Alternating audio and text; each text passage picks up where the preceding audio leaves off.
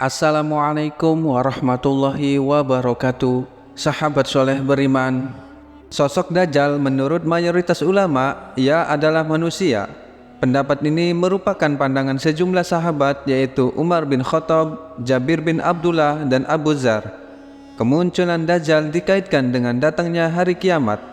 Dajjal merupakan manusia yang mengingkari Allah Subhanahu wa taala dan Rasulullah Shallallahu alaihi wasallam. Lalu di manakah Dajjal bersemayam dan bagaimanakah kondisinya sekarang?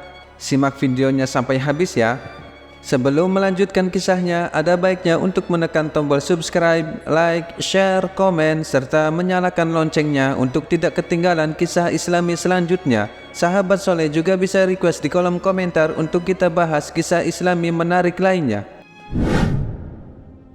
Sebelum masuk Islam, Tamim Ad-Dari adalah seorang pendeta Nasrani di Palestina. Suatu ketika, Tamim beserta rombongannya yang berjumlah 30 orang mengarungi lautan dengan kapal laut. Mereka kemudian terombang-ambing oleh ombak di tengah lautan selama 1 bulan. Pada suatu waktu, kapal mereka terdampar di sebuah pulau kecil di tengah laut. Mereka pun akhirnya masuk ke dalam pulau tersebut.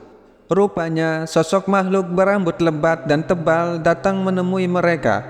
Bahkan saking lebat dan tebalnya, mereka tidak mengetahui mana bagian depan dan mana bagian belakangnya.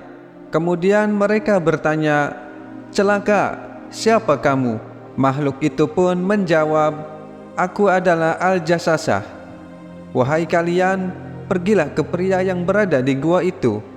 Ia ingin sekali mendengar kabar dari kalian." Tamim Ad-Dari berserta rombongannya mengira bahwa yang ditunjukkan oleh Al-Jassasah adalah setan. Dengan ketakutan, mereka pun akhirnya datang menemui pria yang ada di dalam gua tersebut.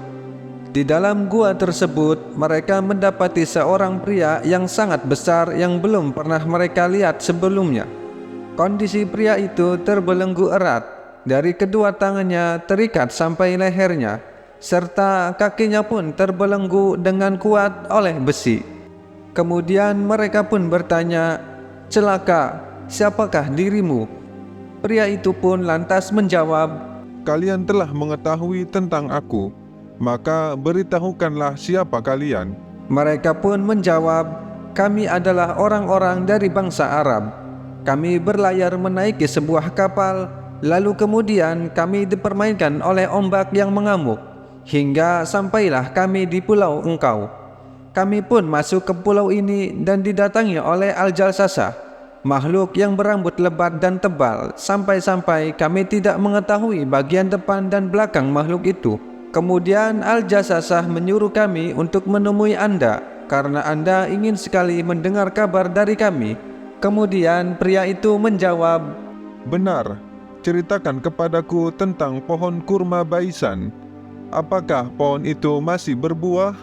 Tamim dan rombongannya menjawab, "Iya, pohon itu masih berbuah." Bukankah ia hampir tak berbuah? Ucap pria itu. Pria itu lantas melanjutkan pertanyaannya, Lalu ceritakan kepadaku tentang danau At-Tobariyah. Apakah ia masih terisi air?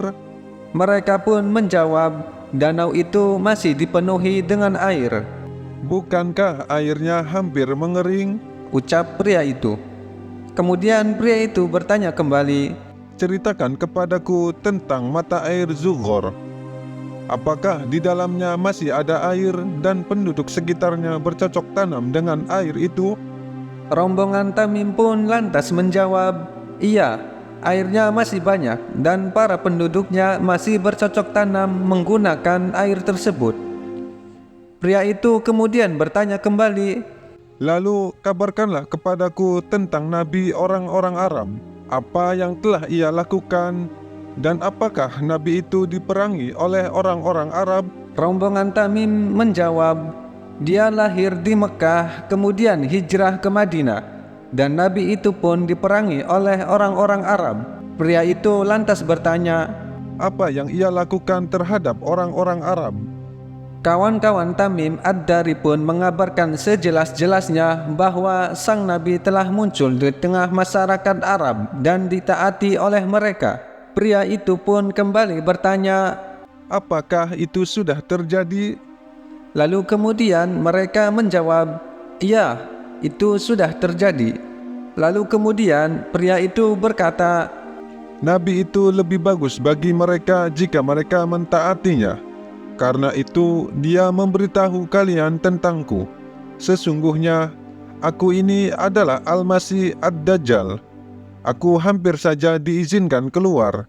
Setelah keluar, aku akan berjalan di muka bumi.